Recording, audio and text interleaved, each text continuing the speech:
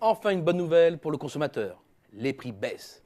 Pas beaucoup, certes, l'indice brut a reculé de 0,2% en septembre, mais ce recul s'inscrit dans un contexte général de diminution de l'inflation. Une inflation passée de 2,5% début 2012 à moins de 1% courant 2013. C'est son plus petit niveau depuis 3 ans. Cela fait du bien au portefeuille. Et le niveau est encore plus bas si on retient l'inflation sous-jacente. Sans les prix encadrés par l'État, électricité, gaz, tabac, et les produits à prix volatiles, produits pétroliers, produits frais par exemple, cet indicateur tient compte des seules composantes permanentes. C'est le cœur de l'inflation. Un cœur qui bat lentement. L'inflation sous-jacente s'est installée autour de 0,5%. Du jamais vu depuis le début des années 2000, sauf très ponctuellement en 2011. Il faut pourtant pousser l'analyse plus loin, en comparant l'évolution des prix des biens et celle des services.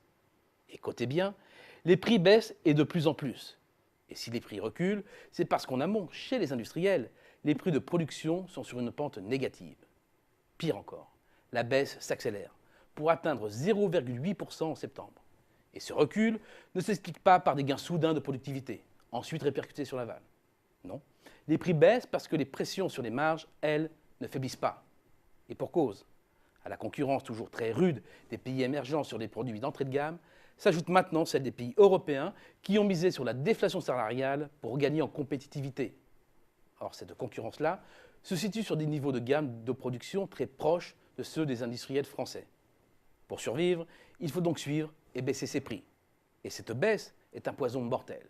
Car pas d'autre choix pour les industriels que de comprimer leurs charges. D'abord, en faisant pression sur les salaires et l'emploi pour alléger leur masse salariale.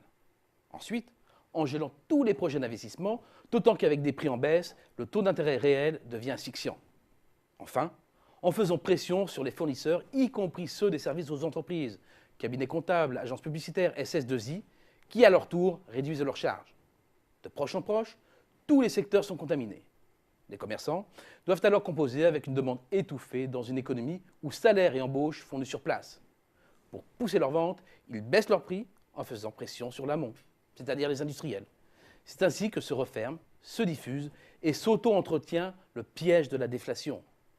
Il faut être lucide. Les prix évoluent depuis des mois sur des rythmes dangereusement bas. Car le ralentissement généralisé des prix fait aussi baisser les salaires et fermer les entreprises. La déflation alourdit le poids de la dette des ménages, des entreprises, mais aussi de l'État qui voit se contracter ses ressources fiscales.